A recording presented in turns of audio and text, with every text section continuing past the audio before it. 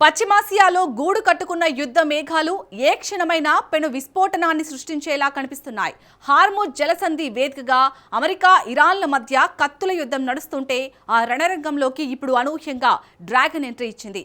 పైకి శాంతి మంత్రం జపిస్తున్నా లోపల ఇరాన్కు యుద్ధ తంత్రాన్ని అందిస్తుందా? ఒకవైపు చైనా పర్యటనకు అమెరికా అధ్యక్షుడు డొనాల్డ్ ట్రంప్ సిద్ధమవుతున్నాడు. మరోవైపు ఇరాన్ విదేశాంగ మంత్రితో జిన్పింగ్ బేరసారాలు ఆడుతున్నారు.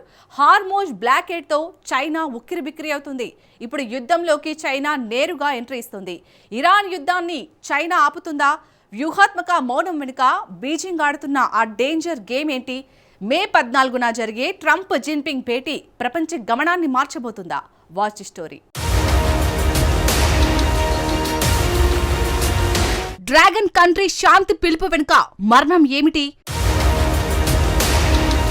యుద్ధంలో ఇరాన్కు బీజింగ్ మద్దతిస్తుందా? ఇరాన్ అస్త్రంగా ట్రంప్తో చైనా బేరమాడనుందా? పశ్చిమాసియాలో పరిస్థితులు మళ్లీ ఉద్రిక్తంగా మారాయి. హార్ముజ్ జలసంధి వేదికగా అమెరికా ఇరాన్ మధ్య యుద్ధ మేఘాలు కమ్ముకుంటున్నాయి. మరోవైపు ఈ గేమ్లోకి డ్రాగన్ కంట్రీ వ్యూహాత్మకంగా ఎంట్రీ ఇస్తుంది. తాజా పరిణామాల్లో బీజింగ్ తీరు ఇప్పుడు ప్రపంచవ్యాప్తంగా చర్చనీయాంశంగా మారింది. ఫిబ్రవరి 28న ఇరాన్పై దాడులతో అమెరికా, ఇజ్రాయెల్ యుద్ధాన్ని ప్రారంభించాయి. ఈ యుద్ధం కారణంగా ఎక్కువగా నష్టపోయే దేశం ఏదైనా ఉందంటే అది కేవలం చైనా మాత్రమే. తాజాగా ఇరాన్ విదేశాంగ మంత్రి అబ్బాస్ అరాక్చి చైనాలో పర్యటిస్తున్నాడు. ఈ సందర్భంగా చైనా విదేశాంగ శాఖ మంత్రి వాంగ్ యీతో అబ్బాస్ సమావేశమయ్యాడు. ఇప్పుడు ఈ చర్చలు అంతర్జాతీయంగా అత్యంత ప్రాధాన్యం సంతరించుకున్నాయి. అమెరికా అధ్యక్షుడు డొనాల్డ్ ట్రంప్ చైనా అధ్యక్షుడు జిన్పింగ్ తో భేటీ కావడానికి కేవలం కొద్ది రోజుల ముందే ఇరాన్ విదేశాంగ మంత్రి చైనాకు వెళ్లడం విశేషంగా చెప్పవచ్చు. ప్రస్తుత సంక్షోభంలో తాము కేవలం ప్రేక్షకులుగా ఉండబోమని డ్రాగన్ తేల్చి చెప్పింది. ఈ యుద్ధంలో కీలక పాత్ర పోషించేందుకు బహిరంగంగానే చైనా సంకేతాలిస్తుంది. హార్ముజ్ జలసంధిని తక్షణమే పునరుద్ధరించాలని చైనా డిమాండ్ చేస్తుంది. ఇక్కడ చైనా డిమాండ్ను పరిశీలించాలి. హార్ముజ్ జలసంధిని బయట నుంచి అమెరికా బ్లాక్ చేసింది. ఈ బ్లాక్ను ఎత్తేయాలని మాత్రమే చైనా కోరుకుంటోంది. అంతే తప్ప హార్ముజ్ను బ్లాక్ చేస్తున్న ఇరాన్ను మాత్రం పల్లెత్తు మాట చైనా అనడం లేదు.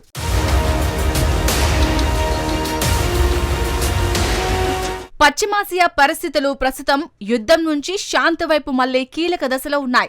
తక్షణమే శత్రుత్వానికి ముగింపు పలకాలని బీజింగ్ పిలుపునిస్తుంది. ఇరాన్ తన జాతీయ సార్వభౌమాధికారాన్ని, భద్రతను కాపాడుకోవడాన్ని సమర్థిస్తున్నామని డ్రాగన్ చెబుతోంది. దౌత్యపరమైన పరిష్కారం కోసం ఇరాన్ చూపుతున్న సుముఖతను అభినందిస్తున్నారని చైనా స్పష్టం చేస్తోంది.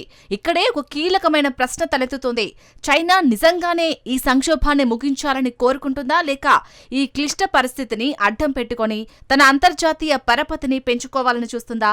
మధ్యప్రాచ్యంలో శాంతి కోసం చైనా చేస్తున్న ఈ ప్రయత్నం వెనుక ఉన్న అసలు రహస్యం ఏంటి అన్నదే ఇప్పుడు హాట్ టాపిక్ గా మారింది. ఇరాన్ యుద్ధం విషయంలో చైనా ఇప్పటి వరకు పైకి చాలా వ్యూహాత్మక మౌనాన్ని పాటిస్తోంది.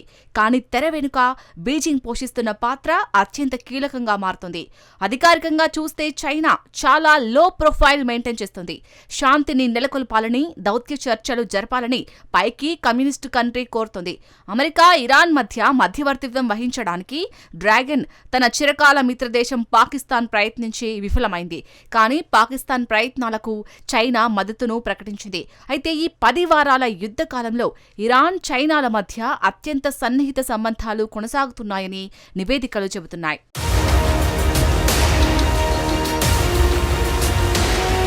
ఇరాన్, చైనా అగ్ర దౌత్యవేత్తలు కనీసం 3 సార్లు ఫోన్లో మాట్లాడుకున్నట్లు సమాచారం.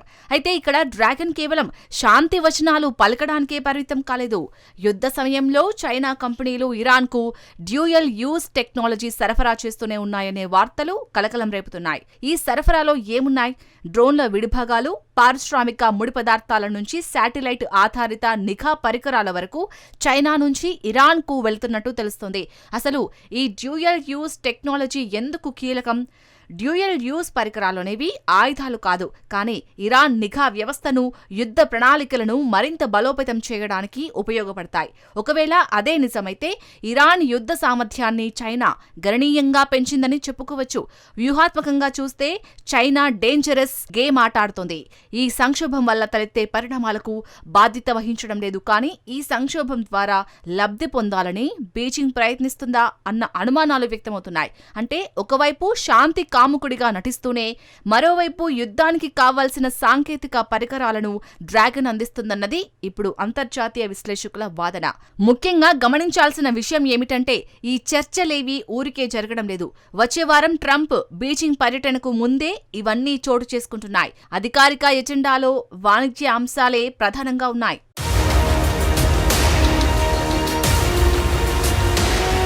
ట్రంప్ చైనా పర్యటనలో ఇరాన్ సంక్షోభం, హార్ముజ్ జలసంధి అంశాలపై చర్చ జరగనుంది. ఇవే ఇప్పుడు చైనాకు బలమైన అస్త్రాలుగా మారే అవకాశం ఉంది. చైనా ఈ విషయంలో ఇంత యాక్టివ్గా ఉండటానికి ప్రధాన కారణాలు ఉన్నాయి. ఇరాన్ ఆర్థిక వ్యవస్థకు చైనా ఊపిరిపోస్తుంది. అదే సమయంలో చైనాకు భారీగా చమురును ఇరాన్ ఎగుమతి చేస్తుంది. ఈ చమురు మొత్తం హార్ముజ్ మార్గంలోనే ఇరాన్ చమురు చైనాకు సరఫరా అవుతుంది. కాబట్టి అక్కడ ఏ చిన్న అలజడి రేగినా అది చైనా ఇంధన భద్రతకు ప్రమాదం తప్పదు. అయితే హార్ముజ్ సంక్షోభం జిన్పింగ్ కు అద్భుతమైన అవకాశాన్ని కూడా ఇచ్చింది. ఇరాన్పై తనకున్న ఆర్థిక పట్టును ఉపయోగించి ఆ దేశ నిర్ణయాలను చైనా ప్రభావితం చేయగలదు.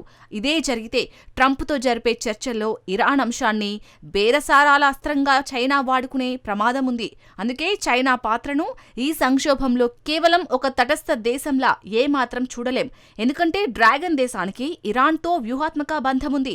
గల్ఫ్ దేశాలతో బీజింగ్కు ఇంధన ఆధారిత అవసరాలు ఉన్నాయి. వీటన్నింటినీ మించి ట్రంప్తో చర్చలకు ముందే చైనా భౌగోళిక, రాజకీయ పరపతిని పెంచుకోవాలనే బలమైన కోరికను వ్యక్తం చేస్తోంది.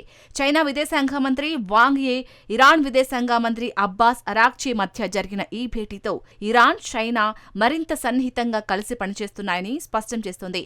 ఈ పరిణామాలను అమెరికా అత్యంత నిశితంగా గమనిస్తోంది.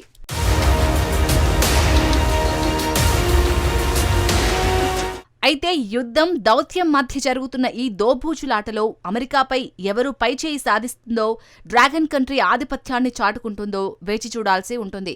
కానీ అమెరికా విదేశాంగ మంత్రి మార్కో రూబియో ఇప్పటికే ఈ విషయంలో చైనాకు బహిరంగంగానే విజ్ఞప్తి చేశారు.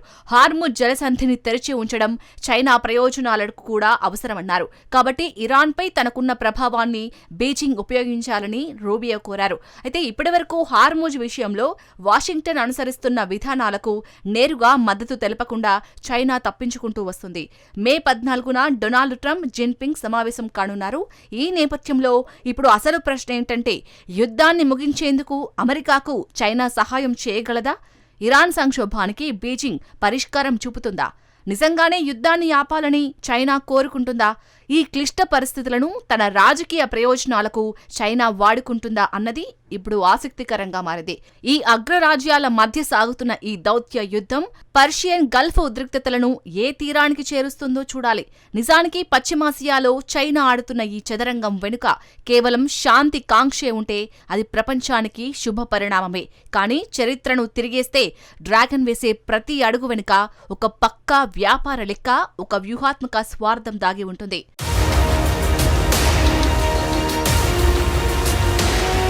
ఒకవైపు అమెరికా రక్షణ సామర్థ్యంపై స్ట్రాటో ట్యాంకర్ అదృశ్యం వంటి ఘటనలు నీలి నీడలు కమ్ముకుంటుంటే, మరోవైపు చైనా ఇరాన్కు వెన్నుదనగా నిలవడం యాదృచ్ఛికం కాకపోవచ్చు.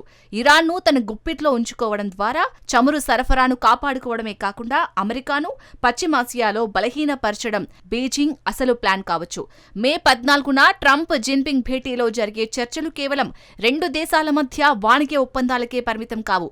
అవి ప్రపంచ గమనాన్ని, పర్షియన్ గల్ఫ్ భవిష్యత్తును నిర్ణయించబోతున్నాయి. హార్ముజ్ జలసంధిలో శాంతి పునరుద్ధరించబడుతుందా, లేదంటే అగ్రరాజ్యాల అహంకారాల మధ్య ఈ ప్రాంతం మరో మహాయుద్ధానికి వేదికవుతుందా అన్నది తేలాల్సి ఉంది.